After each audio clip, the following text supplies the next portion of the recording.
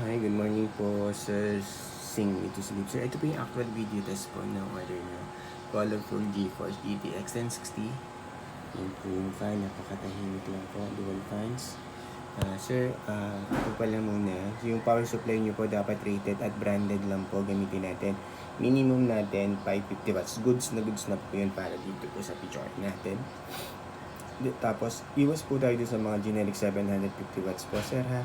Para po tumagal yung video card natin. Kasi kung gagamit po tayo mga 750 watts na mga generic na power supply, brand new po or use po yung video card nyo, promise, hindi po yung tatagal. So, invest po tayo, sir. Lagi po namin ina-advise yan. No? Mag-invest po tayo sa magandang power supply, rated at branded. Mura lang naman po yung mga nasa 1,800 to 2,000 pesos lang po yun. At least po, secure na yung computer parts nyo, tatagal po talaga. Napaka-importante po yun. Okay po, sir. 550 watts po, rated at branded lang po yung gamitin natin na mouse. Mga brands po, Asus, MSI, Corsair, Sonic, Thermaltake. Yan, yung mga iba po, marami po. Basta yung makilala nyo pong brands, yun po. Okay? Yan. May 6-pin bar connector po pala siya, mga galing sa power supply. Serial number niya. Yan po. Tapos warranty sticker po namin, sir, may warranty po kayo sa amin. Pag may issue, hindi po siya nag-work, sa inyo health po namin kayo. At pag hindi po talaga nag-work, pwede po namin yung palitan. Basta po, intact po yung warranty sticker natin. Yan po yung dalawa. Bawal po alisin or buksan po yung video ay para po hindi ma-void yung warranty natin. Okay po, sir, remember po, may warranty po kayo sa amin. Pag may problem po, message nyo lang po kami. Wala na po kayong need gawin. Pag hindi po gumana, balik niyo po sa amin. Para po hindi ma-void yung warranty nyo, huwag niyo po alisin yung warranty sticker. Sir ha, Sir Sing Me to Sleep. Ayan.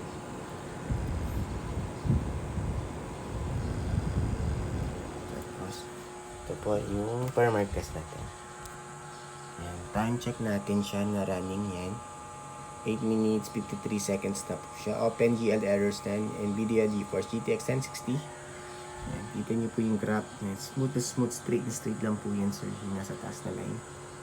Ayan, ito po yung buong screen. Wala po kahit na anong issue. Walang random restart or random shutdown. Walang hang entries. Wala din pong BSOD at card mix display na lumalabas dyan, sir. Napaka-smooth and stable. Wala din pong flicker screen yan, sir. Wala po kayong magiging sakit ng ulo, promise. Compare po, ayoko po magsabi pero ang dami po namin back job sa RX 550. Kaya pinull out po namin yan, sir. Ayan. Ayaw po namin masira sa mga customer po namin. Okay. Time check po ulit na running siya. Yan po yung time. 9 minutes 40 seconds na po siya. Almost 10 minutes na po siya running. Okay, close ko na po ito per mark. Ayan. Yung settings po ng per mark yung naran po natin. Tapos MSI Afterburner. Software lang po yan para makita nyo po kung anong nare-read ng bawat software na video card na nakakabit. Yan po. NVIDIA GeForce GTX 1060. So ito po. GPU Z. Okay. Sensor. Yan naman po yung may reading ng baba. Right click lang po sa desktop for driver check. Yan. Yan po. Importante po yung may naka-install yung driver. Pag nakita nyo po yung NVIDIA control panel, ibig sabihin po naka-install yung driver niya. Automatic install naman po yan sa Windows 10 and pataas. Napaka-importante po naka-install yung driver natin kasi nagigaming kayo, yan, system information niya. Nagigaming kayo, naglalag, sabi nyo, ba sira yung video card, naglalag ako.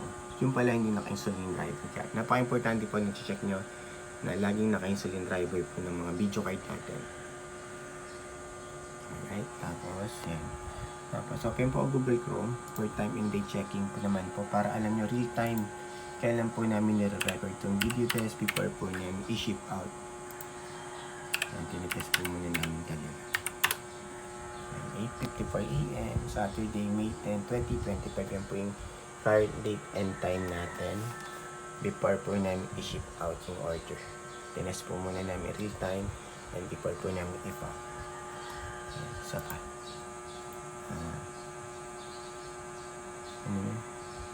PH time now. Lumabas na rin agad pag nag-search kayo sa Google. Click lang natin yung pinaka-out. Same lang po. Alright.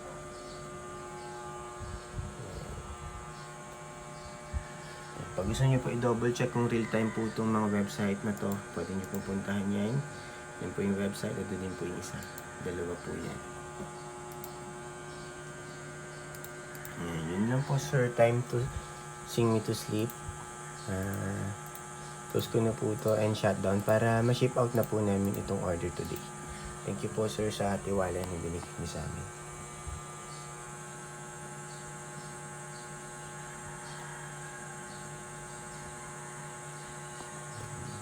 Shutdown.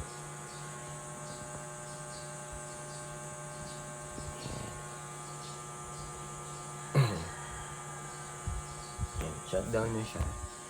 Sir, ulitin ko lang po, yung power supply natin, rated at branded lang po sana as much as possible yung gamitin natin. Yung 550 watts, okay na po yun. Yung fan niya yan.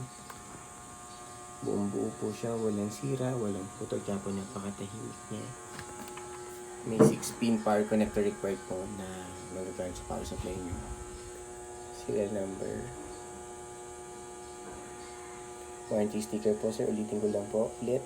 Bawal po siya alisin or buksan po yung video card para hindi po mag-void yung warranty nyo in case meron man po maging encounter na problem. Okay sir?